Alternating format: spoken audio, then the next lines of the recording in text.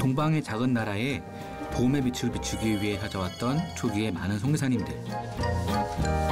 그러나 대표적인 몇 분을 제외하고는 우리가 잘 알지 못하는 경우가 많은데요. 오늘은 특별히 감리교 선교 역사와 함께 우리에게 잘 알려지지 않았던 스크랜턴 선교사의 업적을 기리며 그의 발자취를 함께 따라가 보려 합니다. 더욱 낮은 곳, 더욱 아픈 곳을 향해 끊임없이 온종의 손길을 내밀었던 스크랜턴 선교사. 과연 그의 섬김과 사랑이 감리교와 한국 기독교 역사 속에서 어떻게 자리하고 있는지 함께 알아볼까요? 교수님, 저희가 감리교 하면은 아펜젤러라는 그런 더 선교사님이 계시는데 네. 사실 그 선교사님의 빛에서 잘 부각이 안 됐던 분이 한 분 계셨던 걸로 알고 있어요. 그렇죠. 감리교 역사에서 스크랜턴 선교사라고 윌리엄 스크랜턴 선교사라고 하는 분이 네. 사실은 감리교 역사 속에서나 뭐 한국교회에서 전체 속에서도 좀 부각이 돼야 되는데 그분이 이렇게 부각이 안 되고 있는 것은 좀 아쉬운 부분입니다. 그런 의미에서 오늘 답사하는 과정 속에서는 그분의 행적을 중심으로 해서 좀 찾아본다고 하면 네. 그동안에 좀 묻혀 있었던 스크랜턴 선교사의 존재감 내지는 그분의 역할 이런 것들을 좀 더 찾아보면서 우리가 잊혔던 한국교회 사회 안에서 잊혔던 귀한 어떤 것을 좀 발견할 수 있지 않을까 그런 생각을 합니다. 1885년 감리교 선교사로서 첫 발을 내디딘 아펜젤러 선교사의 뒤를 이어 조선에 찾아온 또 한 명의 선교사 스크랜턴. 의료 선교사였던 그는 병들고 아픈 사람들을 돌보며 이 땅을 향한 하나님의 사랑을 증거했는데요. 스크랜턴 선교사님은 그렇다면 그 당시에 제가 알기로 의사였다고 들었는데 네. 의사였으면 사실 편안하고 안락하게 살 수도 그렇죠, 있었고 그렇죠. 굳이 이렇게 험한 나라에 오지 않았어도 될 텐데 굳이 오셨어요, 진짜. 그렇죠. 거기 뭐 오시게 되는 데는 있어서는 사실 이분이 처음부터 선교사에 대한 소명을 가지고 있었던 건 아닌 것 같아요. 그런데 우선 첫째는 어머니의 영향력이 좀 컸었고 어머니라고 그러면 메리 스크랜턴. 메리 스크랜턴 선교사죠. 그분의 영향이 컸고 왜냐하면 이분은 이제 홀로 돼서 아들을 길렀는데 사실은 이분은 그 감리교 여자 해외 선교부에서 그 총무 역할을 감당하시면서 그 선교에 대한 어떤 그 의식이나 또 필요성이나 나름 그 역할을 하다 보니 자기 스스로 어떤 사명이 사실 생겼어요. 예. 그래서 이미 그 시대에 세계 선교에 대한 관심을 가지고 있었고 그런 꿈을 가지고 있었던 분이 그 어머니예요, 사실. 대단한데요, 어머니가. 네. 그걸 먼저 깨우쳤죠, 그분이.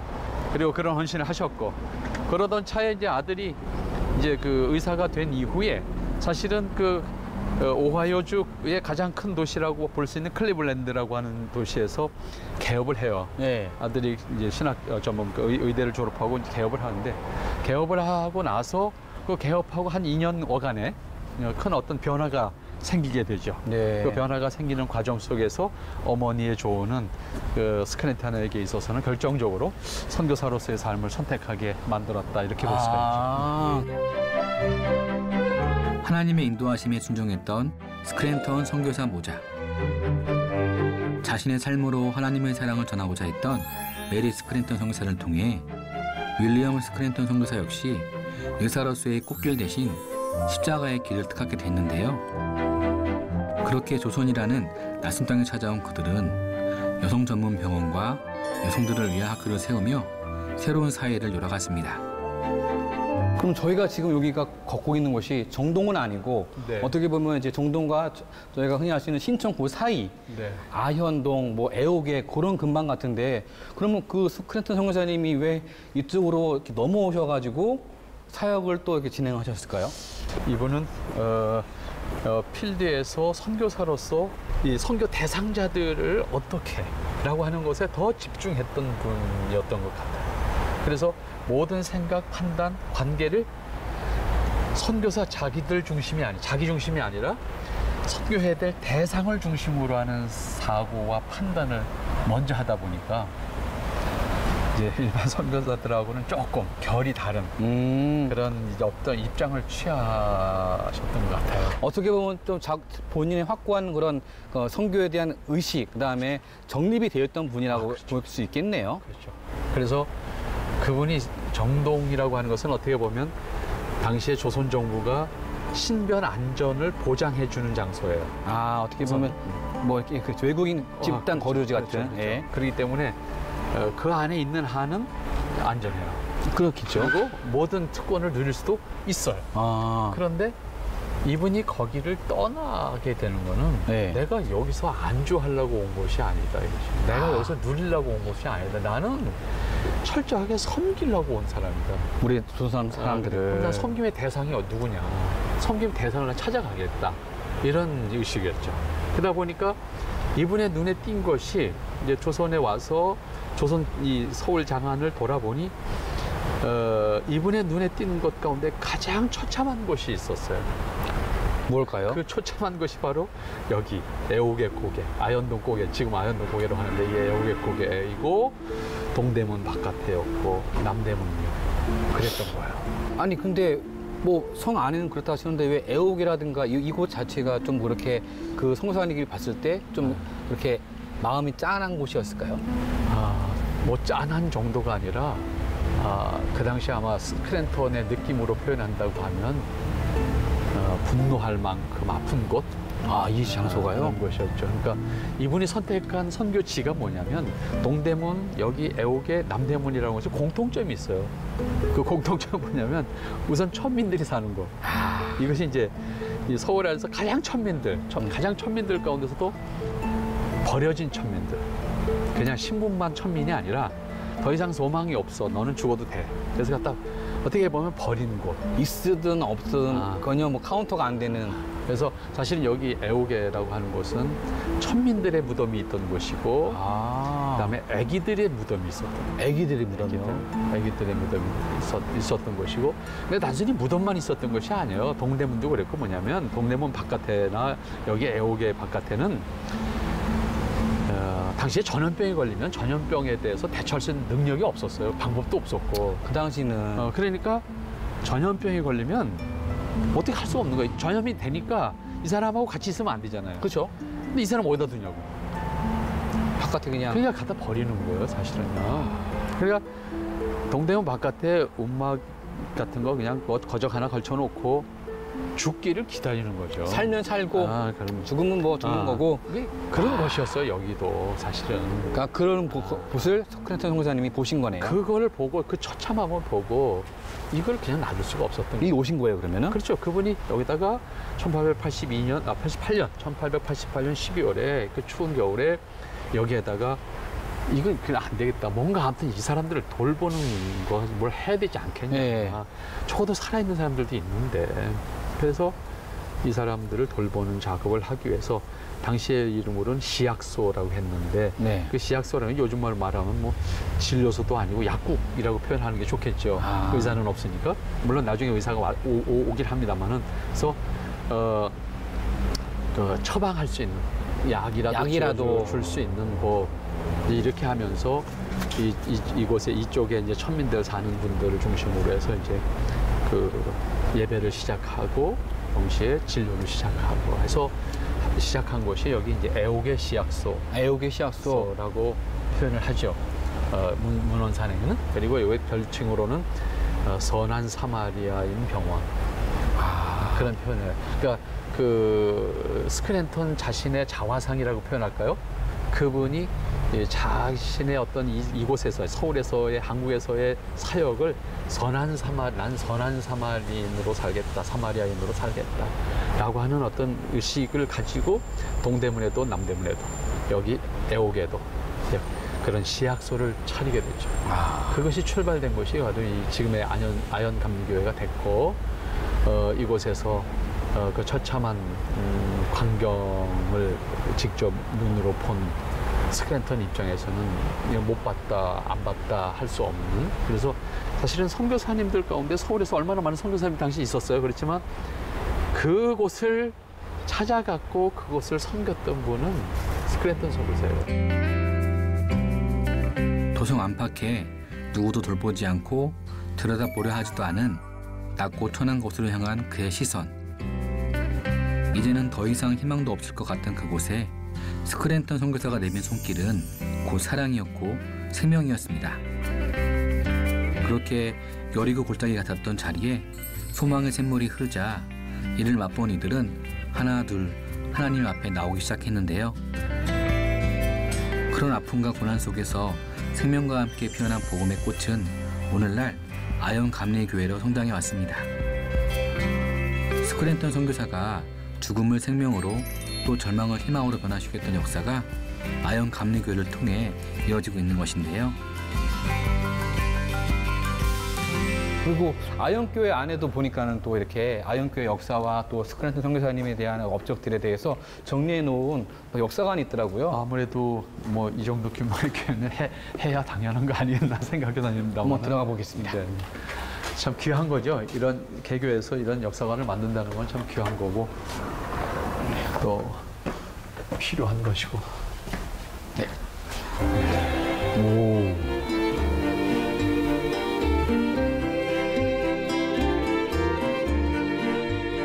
스크랜턴 선교사가 시작소를 세웠던 그 시작부터 지금에 이르기까지 지나온 역사가 한눈에 정리되어 있는 아영 감리교회의 역사관. 이제는 볼 수 없는 교회의 모습들도 사진으로 확인해 볼 수 있었는데요. 그 밖에도 전시된 다양한 물품들을 통해 교회가 어떻게 이 역사를 이어왔는지 그 시간들을 충분히 들여다볼 수 있었습니다. 어쩌면 그냥 잊혀졌을지도 모를 세월의 흔적이 차곡차곡 쌓여있는 아영 감리교회의 역사관. 그 값진 역사를 직접 확인할 수 있다는 것도 의미가 있지만 무엇보다 다른 선교사들에 비해 널리 알려지지 못했던 스크랜턴 선교사의 사역들이 조금이나마 더 많은 사람들에게 기억될 수 있다는 점에서 이곳이 더욱 귀하게 느껴졌는데요.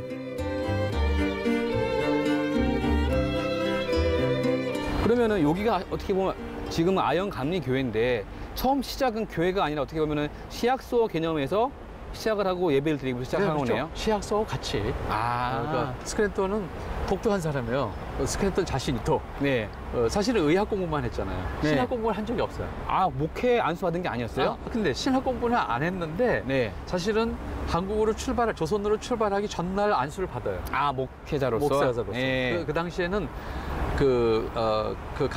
감독의 권한으로 네. 선교사로 나가시는 분들에게 자질을 확인하고 목사 안수를 해서 이렇게 보내는데 당시의 목사 제도는 감리교 목사 제도는 지금하고 좀 또 달라요. 그랬구나. 그래서 그 당시에는 집사 목사, 장로 목사 이렇게 따로 있었어요. 그래요? 네, 그래서 이분은 집사 목사와 장로 목사를 같이 받았어요. 그래서 목사 안수를 받고 바로 조선으로 출발하는 거예요. 그러니까 이 사람은 신학 공부한 적도 없고 목회를 해본 적도 없어요. 하지만 목사님이었어요. 참 그게 독특한 것 같아요. 집사 장로, 그다음 목사 장로. 감리교만의 어떤 특징이 있죠. 그 당시에 예. 그 당시에 그 감리교 제도가 그랬어요. 그래서 이분은 집사 장로, 목사 장로 두 직분을 같이 받고 왔어요. 그렇기 때문에 어떻게 보면 이 조선 선교회, 감리교 조선 선교에 있어서는 대표자적인 어떤 신분을 가지고 온 사람이에요. 실제적으로. 물론 당시에 조선은 이제 처음 선교 시작이니까 조선의 어떤 감리교 교구를 관할하는 것은 일본의 감리교에 와 있는 이제 선교사님들이 관리를 하고 있었지만 어쨌든 조선의 조선의 새로 시작되는 감리교회에 있어서는 스크랜턴 선교사가 의사지만 목사 신분을 가지고 왔기 때문에 그분은 이제 시약소를 출발시키면서 동시에 이제 교회 개척을 한 거죠. 그래서 여기 애옥의 공동체라고 하는 것이 시약소와 함께 시작이 됐다. 이제 그렇게 볼 수가 있죠. 그럼 어떻게 보면은 이 선교사님은 또 이렇게 의사였으니까는 이 조선 땅에다가 그런 의료적인 선교 사업을 더 이렇게 강화시키고 또 본인이 또 했던 그런 사역 중에 가장 큰 게 의술이니까는 뭐 병원이라든가 뭐 의과대학이라든가 그런 것들을 좀 더 하려고 했던 시도가 있었겠네요. 근데 그게 또 묘해요. 이분의 그 서신을 쭉 보면 선교지에서 이제 본국에다가 이제 요청하는 또 상황 보고를 하잖아요. 예, 하겠죠. 그 와중에서 이분은 의사예요, 분명히. 예. 근데 이분의 편지 속에 담겨져 있는 내용을 보면 네. 목사를 보내달라 그래요. 의사가 아니라요? 의사가 부족함에도 불구하고 목사를 보내달라. 복음 전하는 사람을 보내달라 그거예요. 그리고 의사를 보낼 경우에는 복음을 전할 수 있는 의사를 보내달라. 와 보니까 그게 필요하다는 느낌인 거죠. 그게 이분의 목적은 단순히 그냥 병 고쳐주는 것이 목적이 아닌 거예요. 이건 수단인 거예요. 궁극적인 목적은 복음을 통해서 거듭나게 해서 사람이 거듭나게 되어야 된다라고 하는 것이 이분의 궁극적인 치료의 목적이었던 거예요. 그렇기 때문에 진료 현장 속에서는 끊임없이 의사가 부족함에도 불구하고 복음 전할 수 있는 의사를 보내달라. 아니면 두 사람을 그냥 복음을 전할 수 있는 목사를 보내고 의사를 보내면 더 좋고, 근데 두 사람은 못 보내고 한 사람만 보낼 수밖에 없다 그러면 의사가 아니라 목사를 보내달라. 그렇게 요청하는 사람이에요. 오히려 반대였을 것 같은데 아니었네요. 그러니까 이분의 그 복음 전함에 있어서의 열정이라고 하는 것은 다른 선교사들과 비교할 수는 이렇게 단순히 비교할 수는 없는 거지만 참 탁월한 그런 어떤 관심을 가졌던 분, 열정을 가졌던 분, 그렇게 평가할 수 있다고 저는 생각합니다. 와, 그러면 그 스크랜턴 선교사님 정동에서 시작했던 시병원에서부터 이제 이쪽으로 넘어오면서 애옥의 시약소, 이게 아영 감리교회로 발전이 되고 또 이제 또 여기에서만 계시지 않았을 것 같아요. 사실은 애옥에는 1888년에 시작을 해서 1890년 한 2년 정도 여기는 시약소가 운영이 돼요. 근데 시약소가 계속 운영이 못 되고 시약소는 이제 남대문 상동 이제 시약소로 또 옮겨가는 건가요? 여기 시약소가 없어지고 상동으로 이제 합쳐지게 되고 여기는 이제 교회만. 그래서 이 지역의 이제 그 천민들을 돌보는, 그리고 천민들을 대상으로 해서 복음을 전하는 그런 교회로서 성장하게 되죠. 그래서 서울 장안을 벗어나서 감리교회가 서울 장안을 벗어나서 설립된, 어떻게 보면 가장 먼저 세워진 교회가 여기가 되죠. 그래서 이 교회가 1888년을 설립으로 보고 이제 지금까지. 그럼 굉장히 오래된 거네요. 오래된 진짜. 거죠. 그럼 저희가 그러면 이 교회를 봤으니까는 또 이제 그 스크랜턴 선교사님의 또 그런 흔적이 남아 있는 곳인 다른 또 상동과 또 그런 저기 동대문 교회 터를 또 한번 가봐야 되겠네요. 그렇죠. 한번 가보시겠습니다. 벌어진 천민들의 터전이었던 애호교를 비롯해 소외당한 이웃들이 있는 곳이라면 어디든 함께하길 원했던 스크랜턴 선교사. 우리를 향한 하나님의 사랑이 한결같듯이 그의 섬김도 언제나 변함이 없었는데요. 교수님, 보면 저희가 이렇게 4대문이라고 그래가지고 있잖아요. 뭐 남대문도 있고 동대문도 있고, 특히 여기는 동대문인데 그 당시 동대문의 어떤 위치에 대한 의미가 있으냐, 뭐가 있을까요? 아무래도 동대문이라고 하는 것이 이제 스크랜턴의 관심이 그런 거였잖아요. 소외된 곳을 찾아가는 것이었잖아요. 예. 근데 그 동대문 지역이 이 4대문 안에서는 가장 천민들이 사는 곳이었어요. 직업적으로도 그렇고 신분상, 그러니까 백정, 그 다음에 가죽공예, 뭐 지금 가죽공예를 하는 것이 좀 더 가죽 가공하는 사람들, 가파치라고 했는데 이런 사람들이 주로 살던 곳이 이곳이었고, 동대문 바깥에는 또 역시 전염병을 걸렸다든지 경제적으로 어려운 사람들이 버려지는 곳. 그러니까 시신이 그냥 나뒹굴어 돌아다니는 곳. 그런 곳이었어요. 그러다 보니까 관심이 이제 스크랜턴 선교사의 관심이 바로 그 문 지점에 그런 시약소를 차려서 그런 사람들을 돌볼 수 있는 곳을 찾았던 거죠. 그래서 여기가 가장 또 그렇죠. 험지라고 볼 수 있겠네요. 그렇죠. 가장 험지고, 성 안에서도 가장 험지고, 성 바깥에는 사실은 더 안 좋고. 그러니까 뭐 처참한 곳이었죠. 그러니까 그곳에 시약소를 차렸고, 시약소를 차린 그곳에 이제 교회를 또 세웠고, 그래서 이곳에서 치료와 복음을 전하는 것을 같이 했던 곳이죠. 그래서 이 도성길을 여기 따라 올라가면은 그 선교사님이 세웠던 시약소, 그다음에 그 후에 세워진 병원들이 하나씩 다 이 지역이에요. 저 바로 병원, 저 문서부터 시작해서 요 지역, 요 바운다리가 병원, 교회, 그다음에 의학 강습소, 그 후에 이제 그것이 이제 정규대학으로 이제 승격을 해서 가게 됩니다만은 그런 것들이 이제 다 여기서 충분했죠. 지금은 이제 약간 한양 도성 둘레길로 이렇게 명명돼가지고 이제 정비가 됐는데, 한번 저희가 그 도성길 가면서 한번 스크랜턴 선교사님이 갔던 길들 한번 따라가 봐야 되겠네요. 네, 좋죠. 지금은 둘레길로서 하나의 명소가 되었지만 과거에는 많은 사람들의 눈물과 애환이 있었던 이곳. 누구도 가려하지 않은 고된 길에 누구보다 먼저 발자취를 남긴 스크랜턴 선교사의 마음을 생각하며 발걸음을 옮겨보았는데요. 흥인지붕에서 올라오면은 이 둘레길이, 도성 둘레길이 참 예쁜 것 같아요. 그렇죠. 이거 뭐 복원해 놓은 거 참 잘했죠. 네. 잘했는데 사실은 여기가 좀 아쉽죠, 한편으로 생각하면. 그러니까 이제 기독교 성지로서는 또 의미 있는 자리가 있는 그렇죠, 곳인데 지금은 하나도 없어졌잖아요. 네, 전혀 없어졌죠, 지금. 그게 너무 아쉬워요. 좀 그게 아쉽죠. 다른 교회들은 다 이렇게 남아있는데. 비록 눈앞에 펼쳐진 주변의 도심 풍경 속에서 그날의 흔적을 찾아볼 수는 없지만 잠시나마 머릿속으로 과거의 모습을 그려보며 아쉬움을 달래봅니다. 교수님, 저희가 동대문, 이게 흥인지붕이라고 하잖아요. 그 도성길 따라 이렇게 올라오니까는 참 보기가 좋고 하는데 또 이것도 스크랜턴 선교사님과 관련된 곳이 있나요? 네, 그러니까 결국 지금은 이제 자취가 없어서 네. 뭐 양면의 아쉬움이 있습니다. 사실은 이 도성을 복원한다는 측면에서 복원돼서 좋고, 그래 대신에 이제 그 동대문 진료소 내지는 그 이후에 동대문 부인병원, 그 다음에 동대문 교회, 네. 그 다음에 의학강습소, 동대문 여자의학강습소. 그러니까 어떻게 보면 요 지금 흥인지문에서 요 도성 여기까지가 네. 스크랜턴 선교사가 동대문 진료소를 만들면서 출발 거점으로 세워져서 그 이후에 소위 그 여성 전문 병원으로서의 동대문 병원이 세워지기까지, 그리고 그 후에 발전을 해서 그것이 오늘날 이화여자대학교 부속병원이 되기까지의 과정이 전부 여기 있어요. 그러니까 어떻게 보면은 스크랜턴 선교사가 정동에서 시작했던 보구여관, 그 보구여관이라고 하는 여성 전문 병원이 사실은 그 이후에 1912년에 여기에 동대문 부인병원이 세워져요.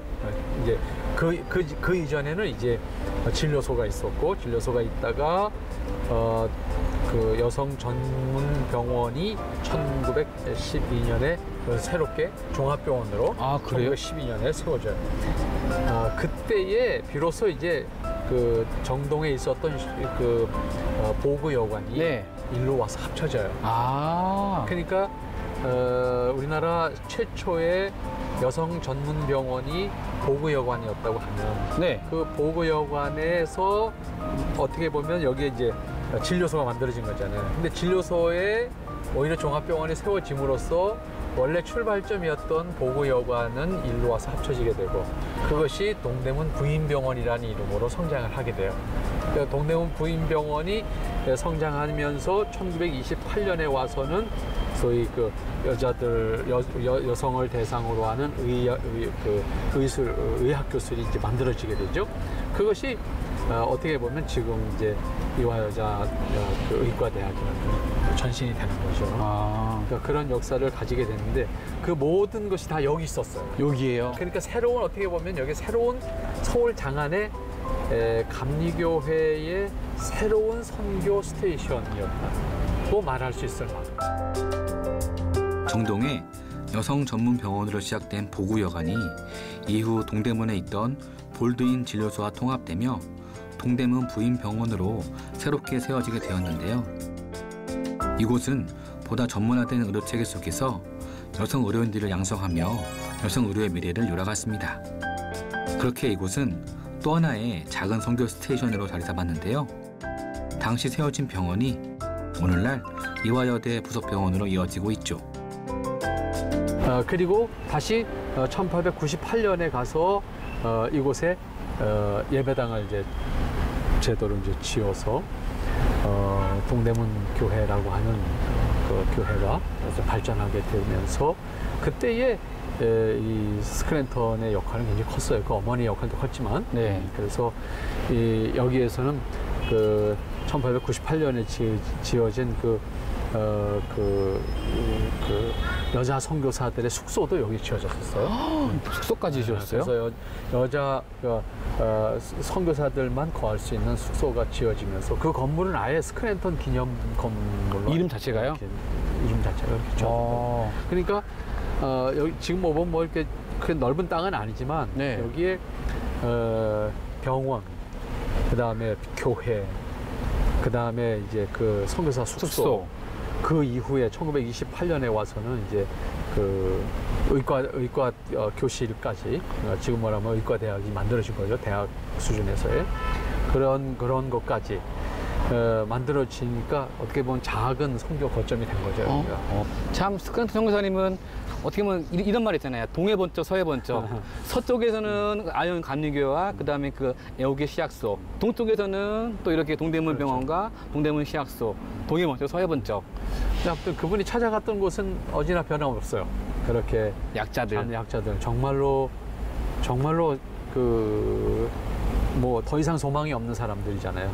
그 소망이 없는 사람들을 찾아 갔던 것이 스크랜턴 선교사의 모습이었다, 이렇게 말할 수 있죠. 참 그 스크랜턴 선교사님의 모습을 보면서 예수님이 진짜 그 나환자들, 그다음에 창기들한테 찾아갔던 그런 모습들, 그들에게 손을 내밀어주고 복음을 전했던 모습을 그렇죠. 2000년이 지난, 1800년이 지난 여기에서 스크랜턴을 통해 가지고 볼 수 있는 것 같아요.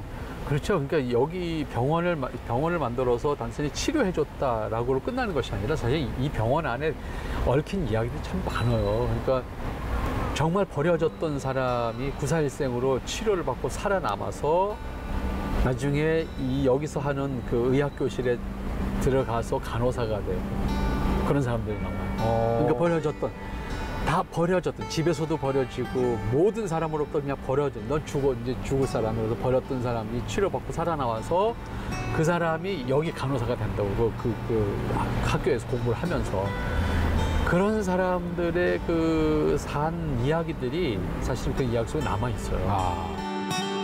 질병과 고통으로 죽음의 문턱에 놓였던 이들에게 생명과 새로운 삶의 행복을 선물했던 동대문 부인병원. 뿐만 아니라 당시 여성으로서 쉽게 상상할 수 없었던 조선인 최초의 동대문 부인병원장의 부임은 여성 의료 발전에 더욱 힘을 실어 주었는데요. 한 가지 진짜 다 이렇게 같은 맥락 속에 볼 수 있는 거는 어쨌든 스크랜턴 선교사님은 방법은 의술이었지만은 목적은 복음 전파였다. 그게 결론이에요. 그분의 생애에 있어서는 그거예요. 뭐 그분의 편지 속에서는 항상 나오는 말이 그런 거였어요. 그러니까 우리가 여기 온 것은 단순히 육신이 아픈 사람을 고쳐주는 것이 궁극적인 목적이 아니다. 그러니까 우리의 목적은 복음을 전하는 것이고, 그리고 그 사람의 영원한 소망을 가지고 땅에서의 정말 그리스도인으로서 살아가는 것이 우리의 목적이니까 의술이라고 하는 것은 수단이고 과정이다 라고 생각했던 것이 그분의 생애 전체죠. 진짜 여기 오니까는 그걸 들을 수 있고 볼 수 있고 느낄 수 있는데, 진짜 성도님들도 여기 한번 오셔가지고 들어볼 수 있는 그런 좋은 그런 둘레길도 됐으니까는 그렇죠. 한 번쯤은 오셔서 둘러보시고, 아, 이곳이 스크랜턴 선교사가 거닐던, 또 이곳이 감리교 병원이 있었고 또 선교사님들의 그런 발란체가 있던 곳이구나 한번 이렇게 느낄 수 있으면은 참 좋은 경험이 될 것 같습니다. 자신에게 주어진 수많은 선택의 길 앞에서 오직 십자가를 바라보며 걸었던 스크랜턴 선교사. 오늘은 고되고 험한 길을 굳이 찾아 걸었던 그의 발자취를 따라가 보았는데요. 감리교와 한국 교회사 안에 남아있는 스크랜턴 선교사의 흔적을 찾아 다음 주에도 함께 떠나보도록 하겠습니다.